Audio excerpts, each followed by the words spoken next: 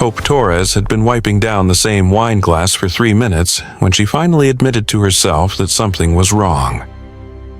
Not the obvious kind of wrong. No fights breaking out, no kitchen fires, no health inspectors lurking by the entrance.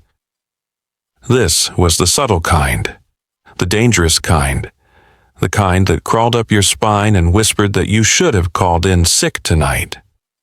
She set the glass down on the polished bar top of Bellissimo Grande and smoothed her red uniform blouse for the 4th time in 10 minutes. The crystal chandeliers overhead cast their golden light across white tablecloths with the same elegance they always did. The soft classical music played at the same carefully modulated volume. Everything looked perfect, exactly as it should. But the air felt wrong. Too heavy, too expectant, like the moment before thunder splits the sky open. Hope had been a waitress for 4 years, drifting through upscale restaurants in 3 different states. Always moving, always careful. She'd learned to trust her instincts the hard way, back when she was a kid in a house where reading the room correctly meant the difference between a quiet night and a terrifying one. Her father's drinking had taught her to recognize danger before it announced itself. The men he'd brought home, dealers, loan sharks, enforcers, had taught her the subtle differences between criminals who were just doing business and predators who enjoyed the violence. Those lessons had kept her alive then, and they'd kept her invisible now. In 4 years, she'd perfected the art of being just another server. Another face in the endless rotation of service workers that people with money never really saw. She was good at her job, punctual, professional, and utterly forgettable. That's how she liked it. That's how she survived.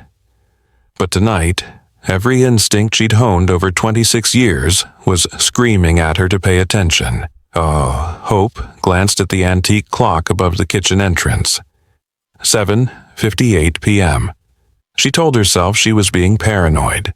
Told herself that the tightness in her chest was just anxiety, that she'd probably had too much coffee during her break. But Hope had learned long ago that nothing was usually something. At exactly 8 p.m., the black Mercedes rolled to a stop outside the restaurant's entrance, and Hope's breath caught in her throat.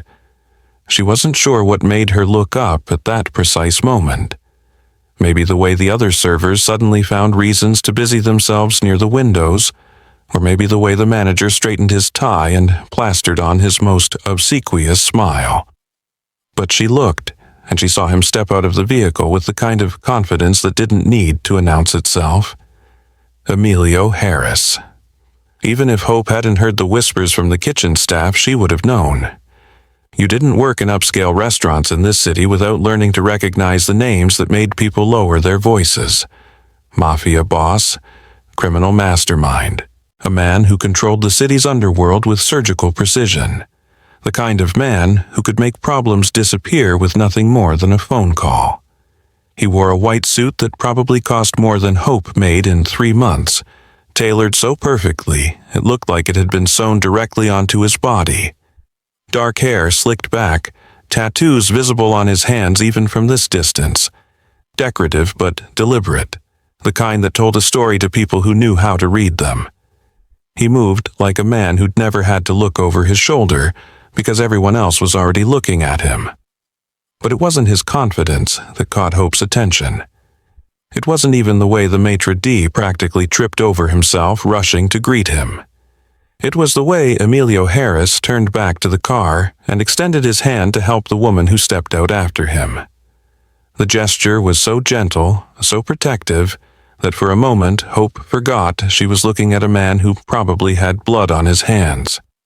He steadied his mother's elbow as she stepped onto the sidewalk, his touch careful, reverent almost. And when Genevieve Harris smiled up at her son, Hope saw something that made her chest tighten for entirely different reasons. Pride, love, and underneath it all, something that looked a lot like fear. Genevieve Harris was everything the media portrayed. Distinguished, elegant, the celebrated philanthropist whose face graced charity billboards across the city. She'd built hospitals, founded programs for at-risk youth, spoken at conferences about the importance of family and community. Standing next to her son, the contradiction should have been impossible. The woman who built empires of charity and the man who built empires of crime. But Hope watched the way Genevieve's hand trembled slightly as it rested on Emilio's arm, watched the way she couldn't quite meet his eyes, and she understood something fundamental. Love didn't ask permission from morality. It didn't care about contradictions or impossibilities. It simply existed, complicated and messy and real. This was a monster who cherished his mother. Hope didn't know what to do with that information. The maitre d' led them through the dining room, past tables full of the city's elite who pretended not to notice but absolutely did. Hope found herself tracking their progress without meaning to, her hands automatically arranging napkins and straightening silverware at the bar, while her eyes followed the white suit and the elegant black dress. They were seated at table 7. The best table in the house. Corner position with a view of the entire dining room, back to the wall, clear sight lines to all entrances. The kind of table you requested when you were important enough that the restaurant held it for you without asking. Torres.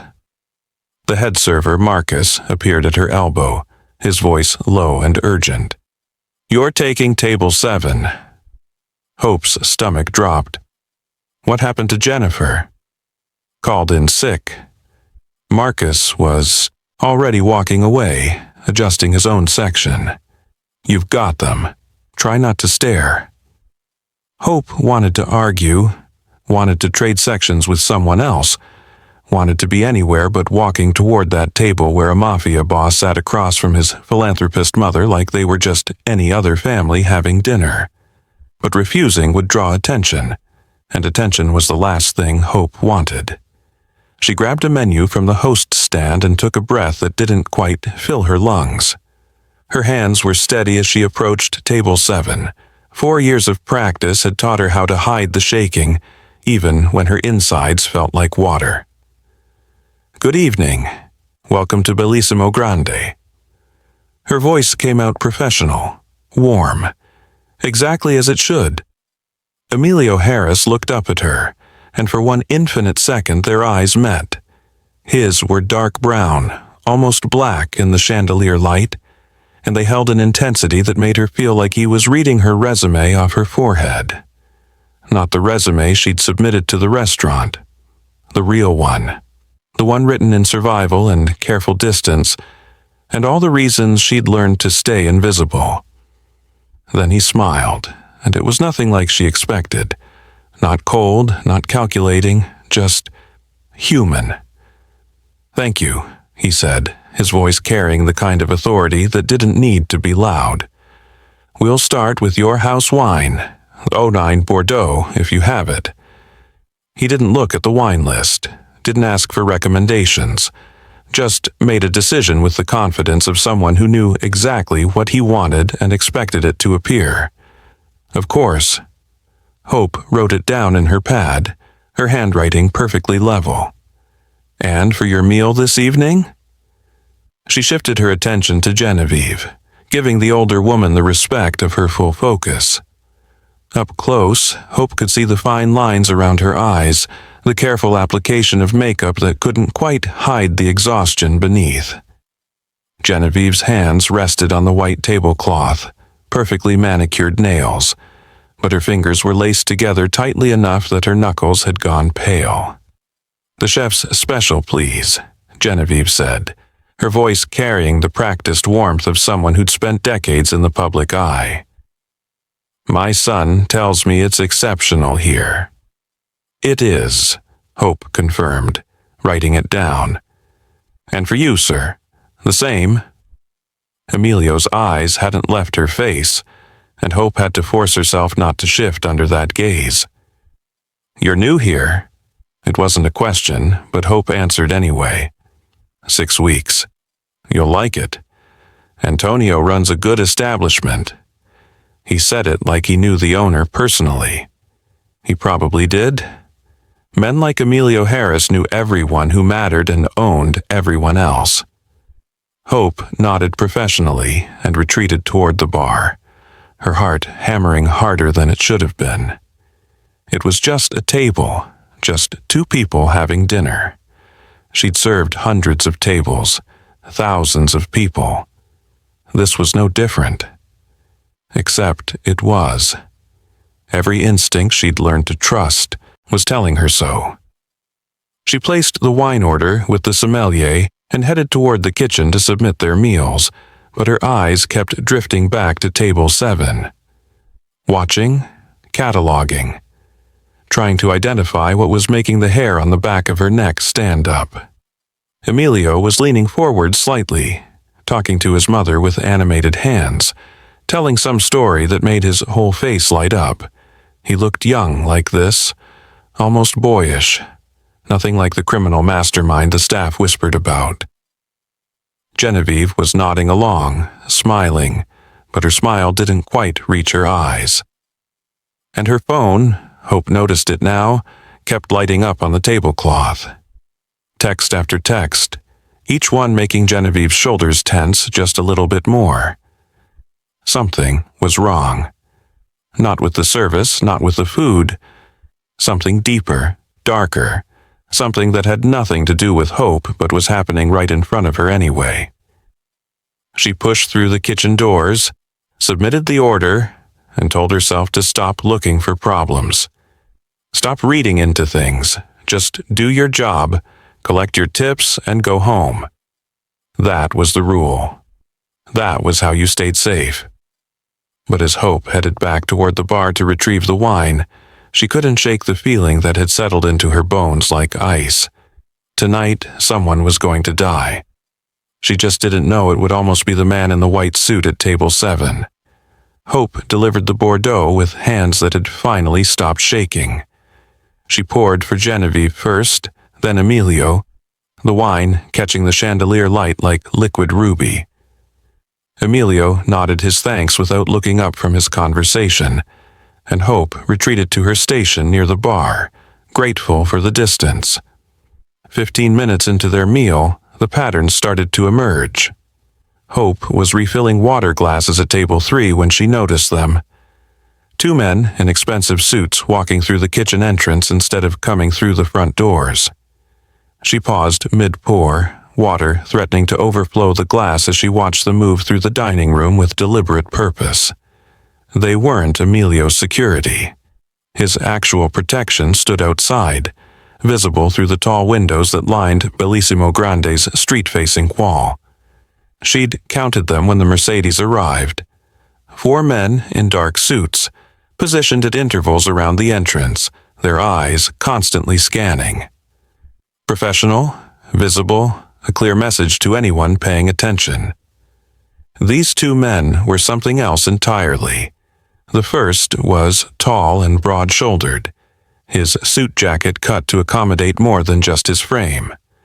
The second was leaner, moving with the kind of careful grace that suggested training, military or worse. Neither of them looked at Emilio's table as they passed, which was exactly what made Hope's pulse quicken. Everyone looked at table 7.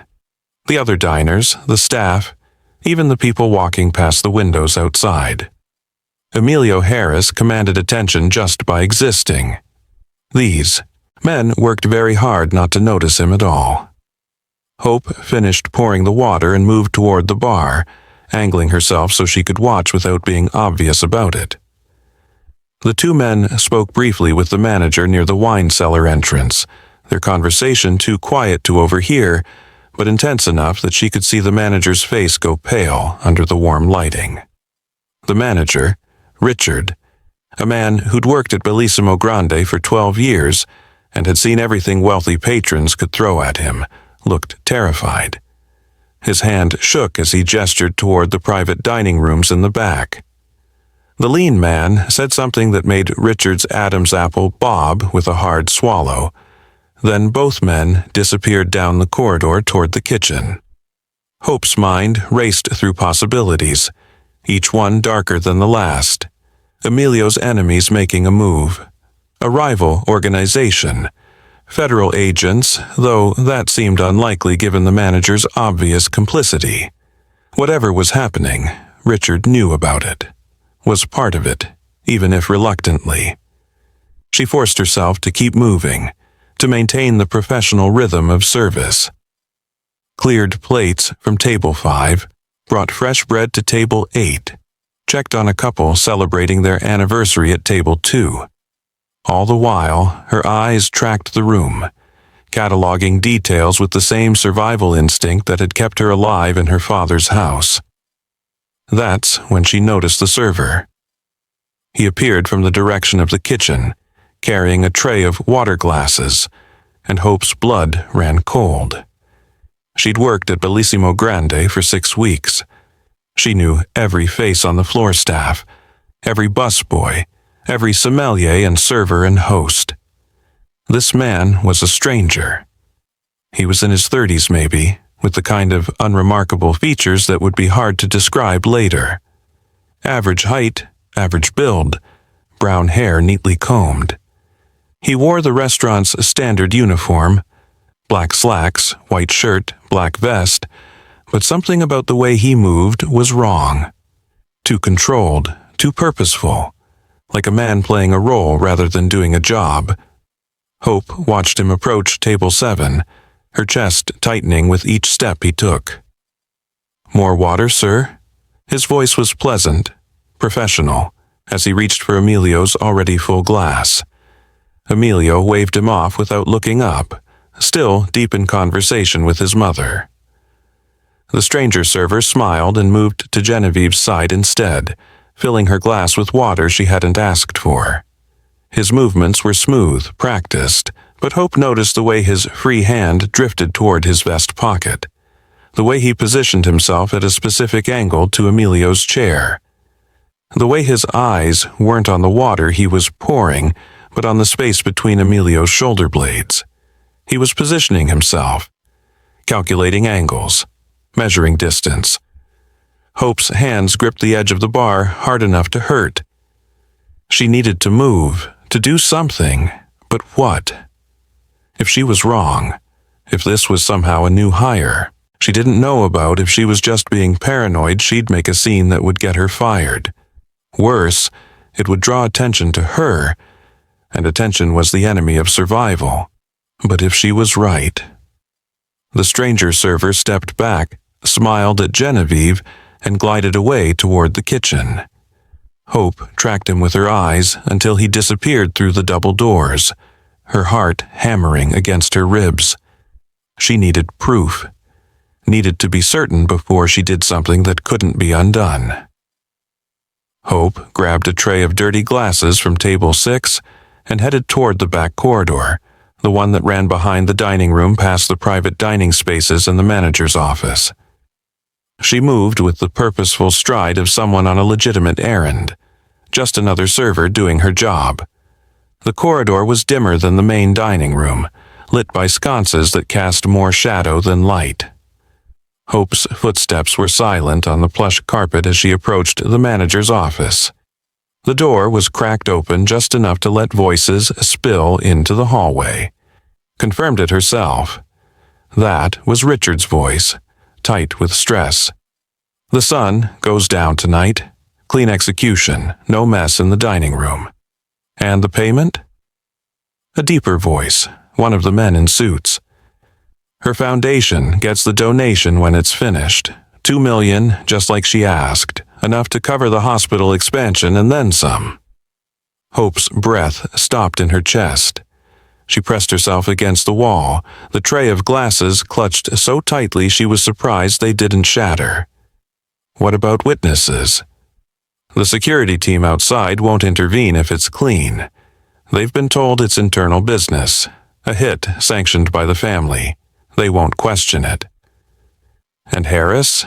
He suspect anything? Richard's laugh was bitter, humorless. He's sitting out there telling his mother about his plans to expand into the waterfront properties. Man has no idea his own mother just sold him for charity money. The words hit Hope like a physical blow. She knew exactly who they were talking about. She knew who the son was, and she knew who she was. Genevieve Harris, philanthropist, humanitarian, the woman who built hospitals and spoke about family values, had sold out her own son.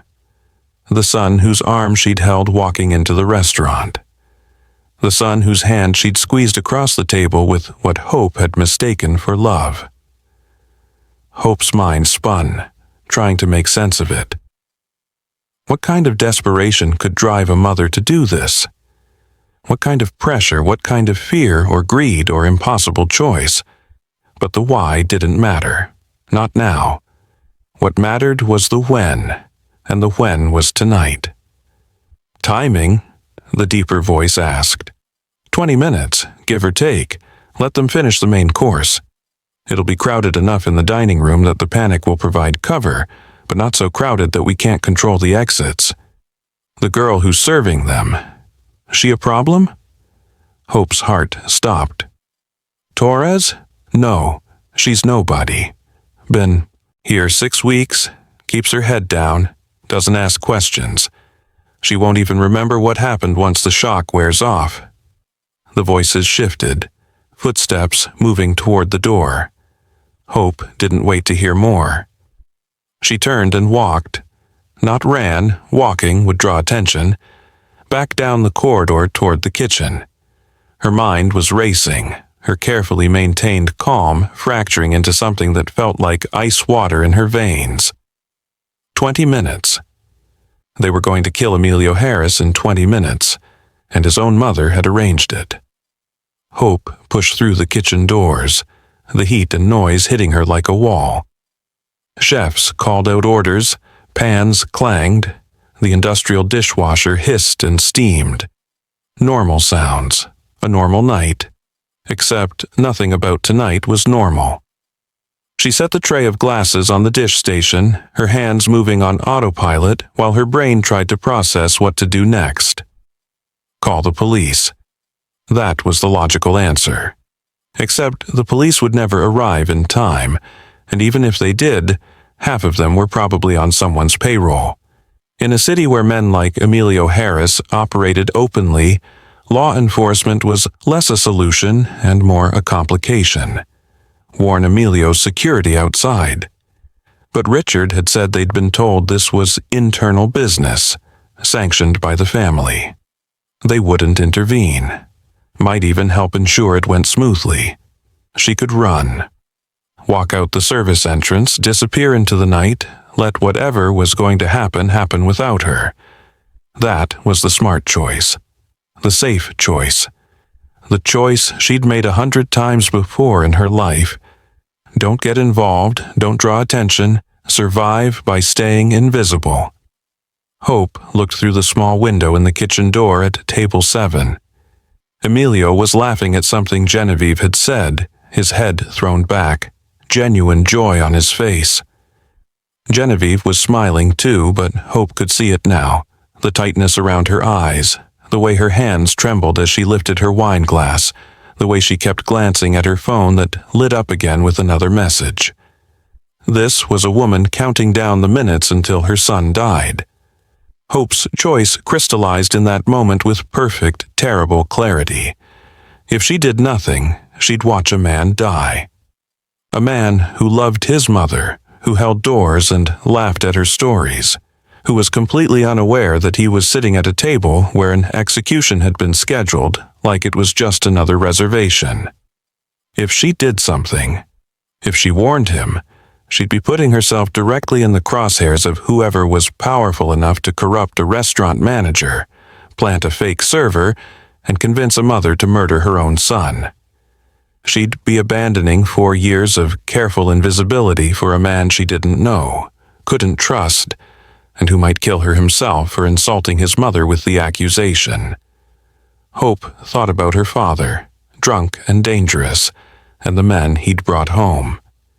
She thought about being 12 years old and learning that the difference between criminals and predators wasn't what they did, but whether they enjoyed it. She thought about being 16 and watching her father's friend corner a girl at a party, and how she'd pulled the fire alarm to break it up because calling for help directly would have made her a target. She thought about being 26 and tired of running, tired of being invisible, tired of surviving instead of living. Hope grabbed a blank check from her apron pocket, the ones they used for splitting bills, and a pen from the server station. Her hand shook so badly the first attempt was illegible, the words running together into meaningless scrawls. She crumpled it, took a breath that burned her lungs, and tried again. This time, her hand was steady. The words came out small and urgent, pressed hard enough into the paper that they left indentations. Run. Your mother set you up. They're here now. 8 words. 8 words that would either save a life or end hers. Hope folded the check twice, tucked it into a clean napkin, and walked toward table 7 on legs that barely held her weight. The dining room felt too bright, too exposed, like walking onto a stage where everyone was watching. But no one was. No one ever watched the waitress. Emilio was mid-sentence, telling Genevieve about some business acquisition on the waterfront. And once we secure the permits, the whole operation moves north. Cleaner, more efficient. You'll see, Ma, this is going to set us up for the next decade. Genevieve nodded, her smile painted on like a mask. Mascara had begun to run slightly at the corners of her eyes, tears she kept blinking away. That sounds wonderful, mijijo. So wonderful. Hope set down fresh water glasses with movements made automatic by years of practice. Her hands didn't shake. Her face remained professionally pleasant. She collected Emilio's bread plate, placed the folded napkin directly beside his wine glass, and stepped back. Can I get you anything else right now? Emilio glanced up at her, and for one infinite second their eyes met. Hope didn't smile, didn't nod. She just held his gaze and let him see what she normally kept hidden. The fear, the urgency, the desperate hope that he would understand this wasn't a joke or a scam or manipulation. Something flickered in his dark eyes. Recognition, maybe. Or just curiosity about why his waitress was staring at him like the building was on fire. No, thank you, he said slowly, his attention caught now. We're fine. Hope turned and walked away, counting her own heartbeats, feeling the weight of every eye she imagined on her back. She made it 4 steps toward the kitchen before she heard the soft rustle of paper being unfolded. Then silence. The kind of silence that feels like pressure change before lightning strikes. Hope didn't turn around. Couldn't. She kept walking, pushed through the kitchen door, and pressed her back against the wall just inside, straining to hear over the cacophony of cooking and cleaning. For 10 seconds, nothing. Then Emilio's voice, softer than before but carrying a weight that made the air feel heavier. Mother. The single word held everything. Betrayal, understanding, confusion, and devastation, all compressed into 2 syllables. Hope's hands were shaking now, pressed flat against the cool tile wall. She'd done it. She'd warned him. Whatever happened next was out of her control. Through the small window in the kitchen door, she could see Genevieve's face go white, then red, then white again. Could see her mouth open and close soundlessly. Could see Emilio holding the note in one hand, his wine glass forgotten in the other. Then movement. Fast, purposeful. Emilio was standing, adjusting his white jacket with deliberate, controlled movements that somehow looked more dangerous than panic would have. His security team outside straightened immediately, their relaxed postures shifting to alert. They couldn't see him from where they stood, but something in the air had changed. They felt it. Genevieve sat frozen at the table, one hand pressed against her mouth, mascara now streaming freely down her face. That's when Hope saw the stranger server emerge from the private dining rooms, his hand inside his vest. That's when she saw the two men in suits appear from opposite sides of the dining room, moving with synchronized purpose. That's when she saw the red laser dot appear on the white tablecloth where Emilio had been sitting just seconds before. Hope didn't think. Thinking was too slow, and slow meant death. She shoved through the kitchen door hard enough to make it bang against the wall and grabbed Emilio Harris's sleeve with both hands. Kitchen hallway, now, run. Emilio's reflexes were faster than Hope expected. The moment her hand closed around his sleeve, he was moving. No questions, no hesitation, just instant trust in the panic he'd seen in her eyes. His hand clamped around her wrist like iron, and he pulled her with him as the world exploded into violence. The first gunshot was deafening. Nothing like the movies. It was a crack that made Hope's ears ring, followed immediately by screams and the sound of glass shattering. The beautiful crystal chandelier above table 7 burst into a shower of glittering fragments as a bullet meant for Emilio's head hit it instead. Hope's training from years of reading danger kicked in. She knew Bellissimo Grande's layout like she knew her own apartment. Every corridor, every exit, every place where the staff moved invisible behind the scenes. She yanked Emilio toward the kitchen, but he was already ahead of her, somehow knowing exactly which direction to go. They hit the narrow service hallway at a dead run. Behind them, the dining room had erupted into chaos. More gunshots, more screams, the sound of tables being overturned as panicked diners tried to find cover.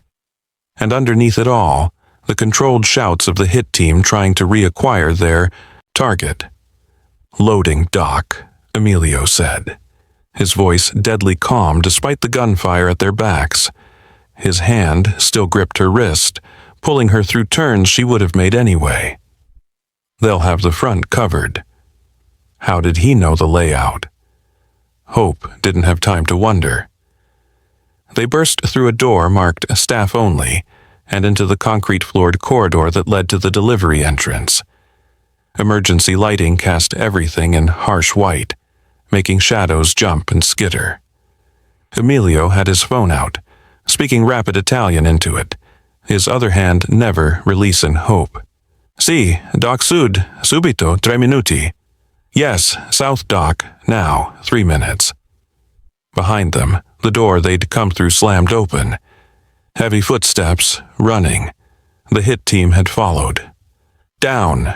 Emilio pulled Hope behind a stack of supply crates, just as bullets sparked off the concrete wall where her head had been.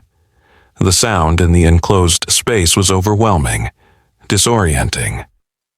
Hope's ears rang, her breath coming in gasps that sounded too loud, too panicked. Then the door at the far end of the corridor burst open, and Emilio's security team poured through like a tactical unit. These men weren't the visible deterrents who'd stood outside the restaurant. These were different. Harder, faster, carrying weapons they hadn't bothered to hide. The firefight lasted maybe 20 seconds. Hope kept her head down, her hands over her ears, Emilio's body somehow positioned between her and the direction of danger. When the shooting stopped, 3 men lay on the concrete, and Emilio's team was already clearing the corridor, checking corners, securing the exit. "Boss?" One of them, dark-haired, a scar across his jaw, appeared at Emilio's side. "Car's here. We need to move." Emilio stood, pulling Hope up with him. She stumbled, her legs not quite working right, adrenaline making everything feel distant and strange. Through the open loading dock door, she could see a black Mercedes idling, rear door open, engine running. "In," Emilio said, and it wasn't a request. Hope's brain finally caught up. "I can't, I need to, you just saved my life." Emilio's dark eyes locked on hers, and there was something in them that made argument impossible. "You're coming with me. Now." He didn't wait for agreement. His hand was still around her wrist, and he pulled her toward the Mercedes with the same decisive speed he'd shown escaping the restaurant. His security team formed a protective barrier around them, weapons out, scanning for threats. Hope caught one last glimpse of Bellissimo Grande as they ran.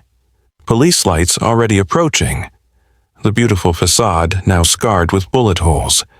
People streaming from the entrance in panic.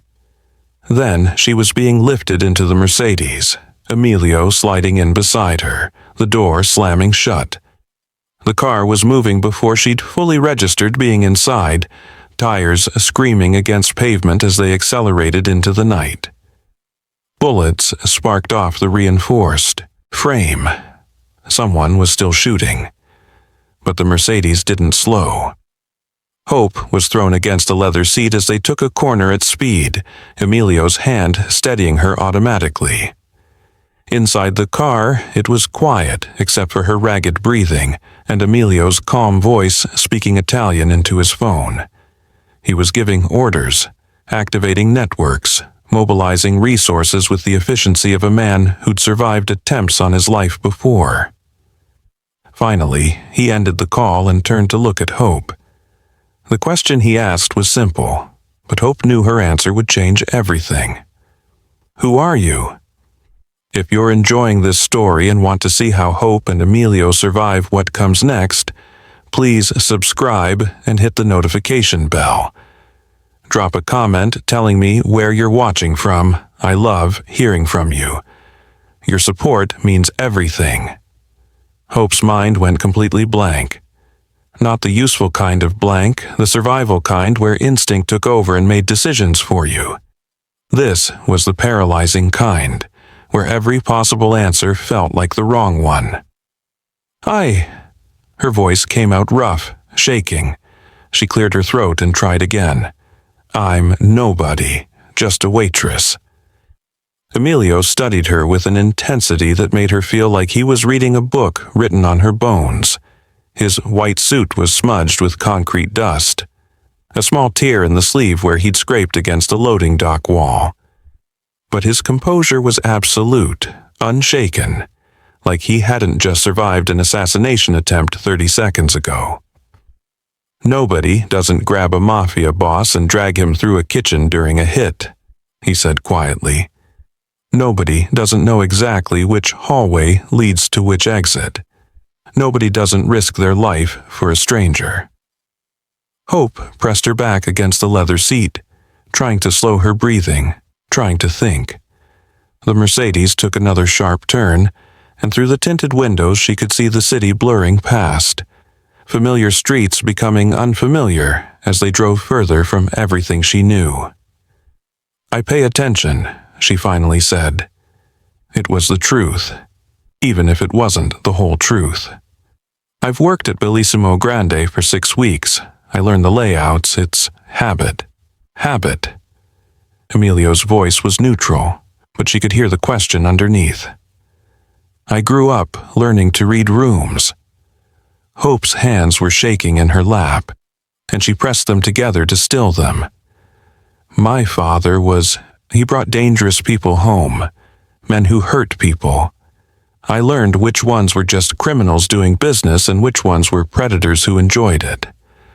I learned to watch, to see things coming before they happened. It was more than she'd told anyone in years. The truth had a way of spilling out when you were trapped in a car with someone who'd just survived death by seconds." Emilio was silent for a long moment, his dark eyes never leaving her face.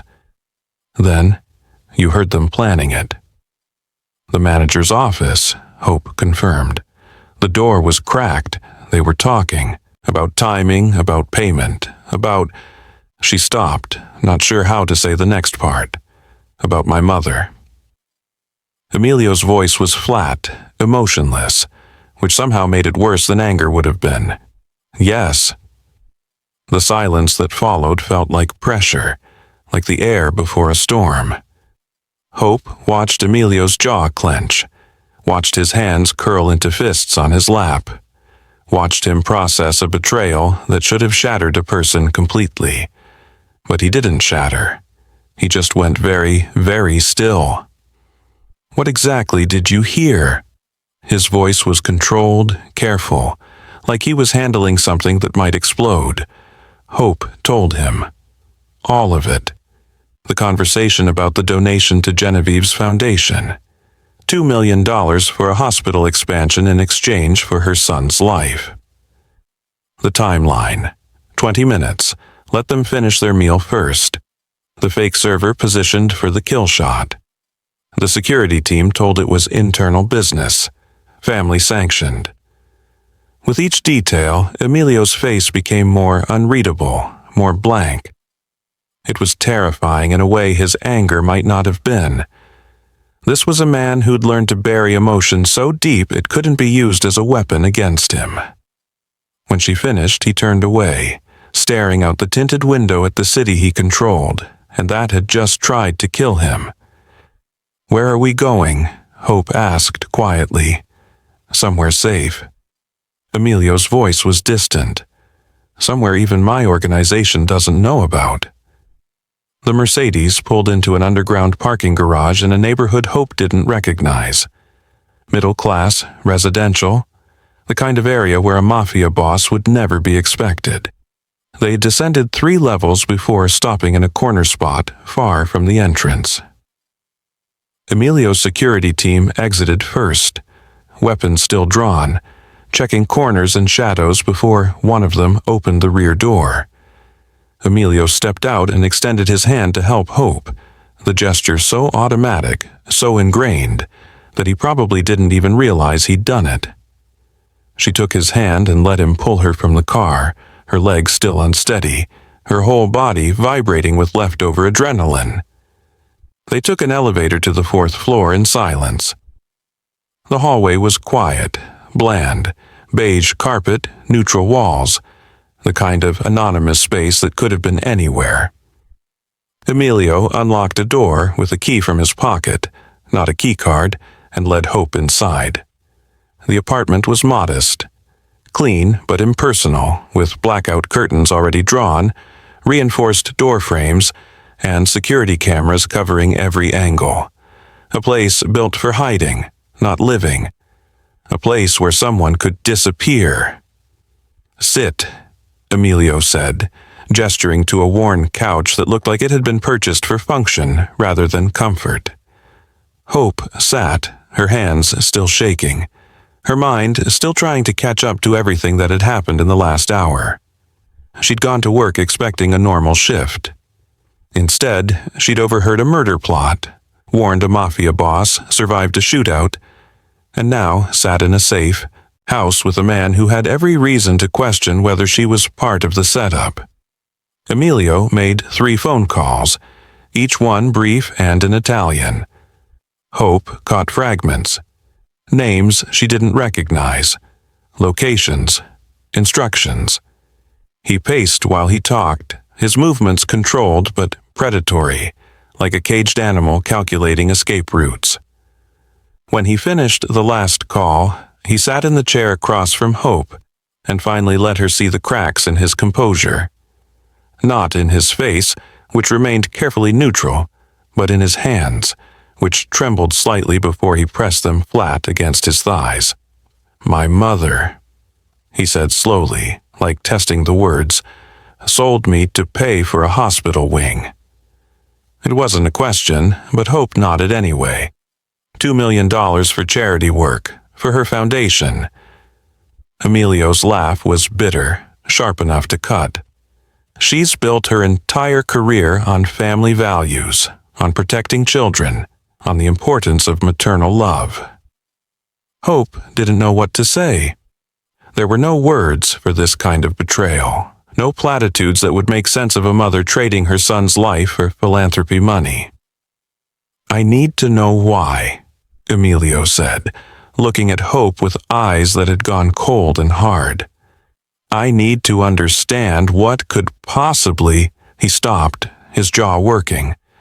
Emotion threatening to break through the control he'd maintained. A soft knock at the door made Hope jump. Emilio stood immediately, checking the security camera feed on his phone before moving to the door. He looked through the peephole, and something in his posture changed, tensed in a way that had nothing to do with danger and everything to do with pain. He opened the door. Genevieve Harris stood in the hallway, and she looked destroyed. Her elegant dress was rumpled, her makeup streaked with tears, her hair disheveled. When she saw Emilio alive, she made a sound that Hope would hear in her nightmares. Relief and horror and grief all compressed into a single, broken sob. "Emilio," Genevieve whispered, reaching for her son. Emilio stepped back. The movement was small, just a single step, but it might as well have been a mile. The space between them suddenly felt uncrossable. Genevieve's face crumpled. She walked into the apartment like she was walking to her own execution, her eyes never leaving her son's face.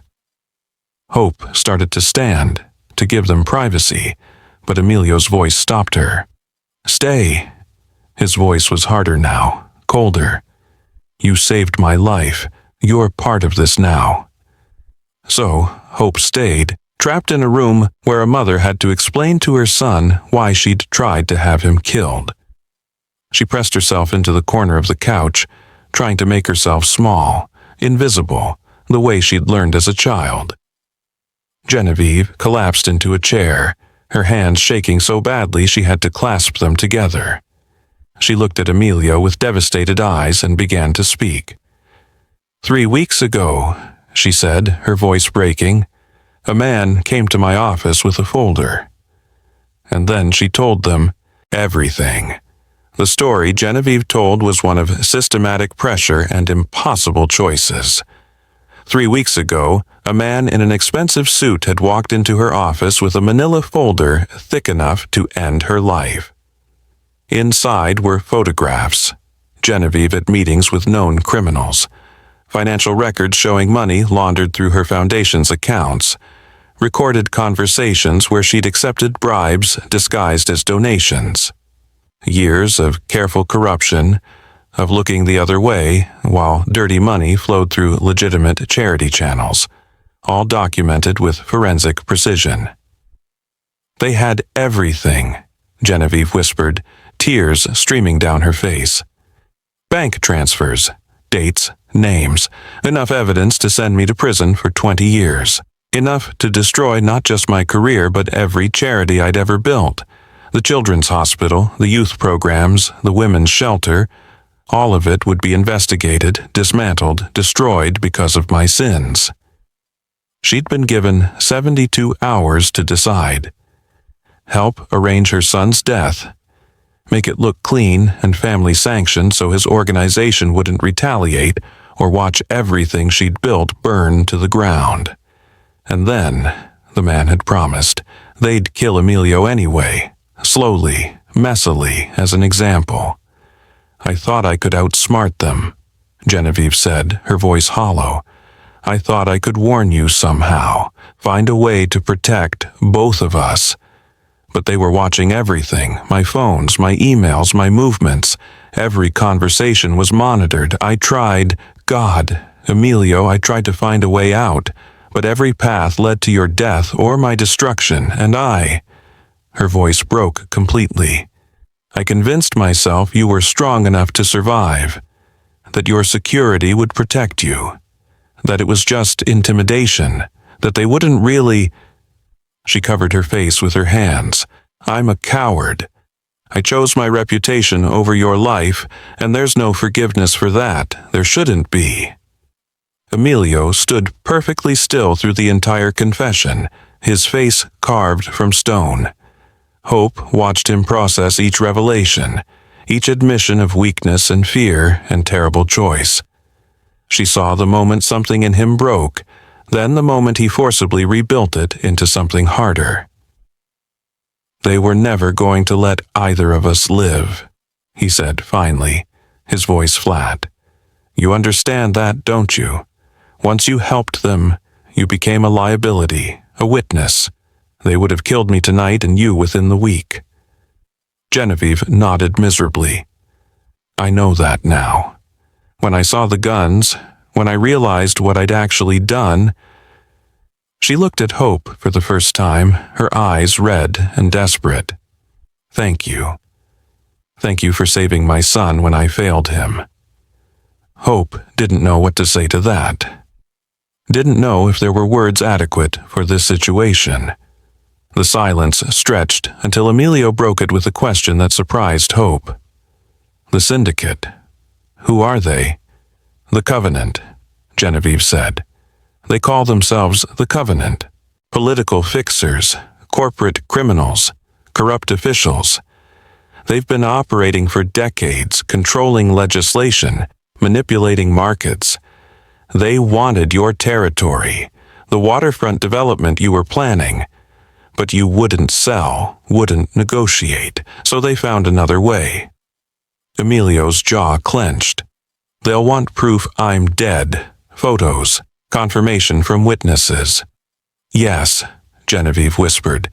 If they don't get it, they'll release everything, destroy me publicly, then come after you again. You'll spend the rest of your life looking over your shoulder. The silence that followed was suffocating. Hope's mind raced, seeing patterns, understanding probabilities. She'd spent her whole life surviving by being smart, by thinking 3 steps ahead. An idea began forming. Risky, possibly insane, but possible. Give them what they want, she said quietly. Both Morellis turned to stare at her. Hope stood, her voice growing stronger as the plan crystallized. Let them believe he's dead, stage a scene, leak photos, create a convincing death that satisfies their need for proof. And then, she looked at Emilio. Then you dismantle them from the shadows. Systematically, completely. Destroy their leverage, expose their crimes, eliminate their power, clear your mother's name permanently. Emilio's eyes narrowed, but she saw the calculation there, the dangerous intelligence that had built an empire. They'd have to believe it absolutely, no room for doubt. So we make it perfect, Hope said. I know how to pay attention to details. We stage everything exactly right. How long? Genevieve asked, hope creeping into her devastated voice. However long it takes, Emilio replied, something predatory entering his expression. If we're doing this, we do it completely. Over the next 3 days, they built a death that looked absolutely real. A stolen car was burned in a remote wooded area with enough accelerant to ensure maximum damage. Emilio's custom Rolex was placed near the wreckage, scratched, scorched, but identifiable.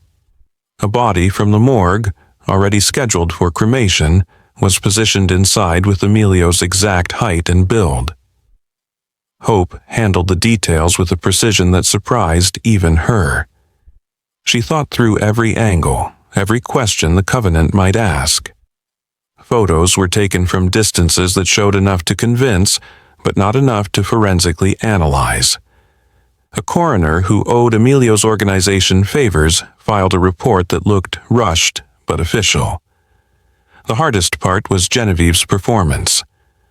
Hope watched her hold a press conference, her voice breaking at calculated moments, her composure cracking just enough to seem genuine. She talked about her son's troubled past, about hoping he'd find redemption, about the senseless violence that had stolen him from her. Every word was a carefully constructed lie, and Genevieve delivered it flawlessly.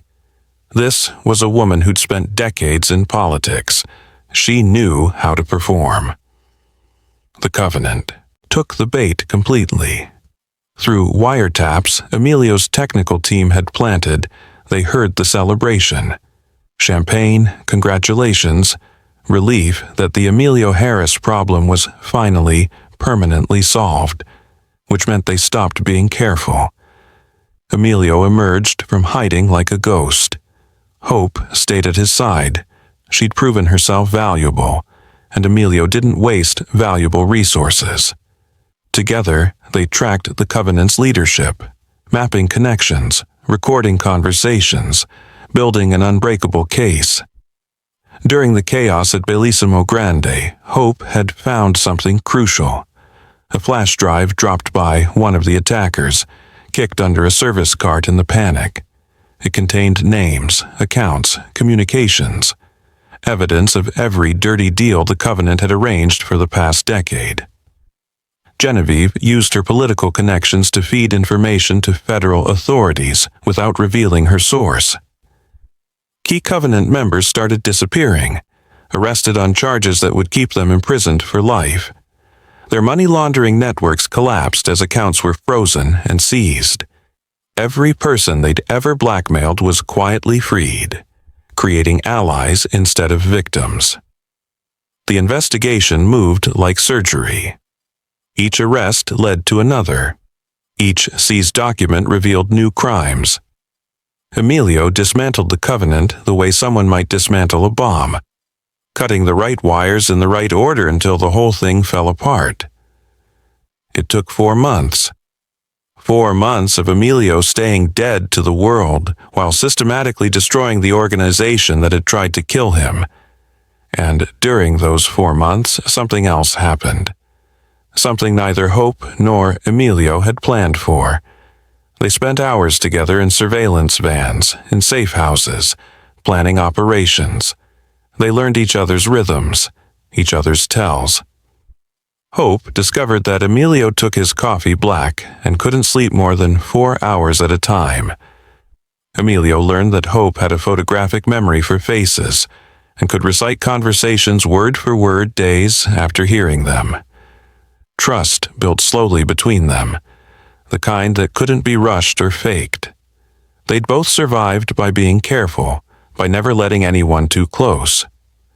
But survival took different forms when you found someone who understood.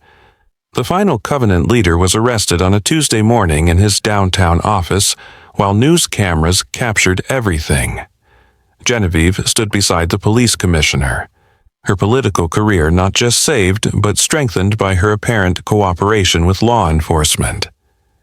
That evening, Hope was closing Bellissimo Grande. The restaurant had reopened after the investigation, and she'd kept her job despite everything. She needed the normalcy, the routine, the anchor of familiar work after months of living in shadows. She heard footsteps behind her and turned to find Emilio standing in the empty dining room.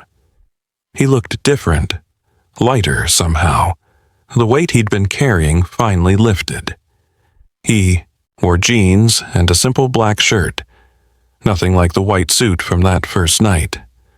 But his eyes held the same intensity, the same way of seeing straight through her. "You saved my life," he said quietly, walking toward her. "You saved my mother's life. You saved everything."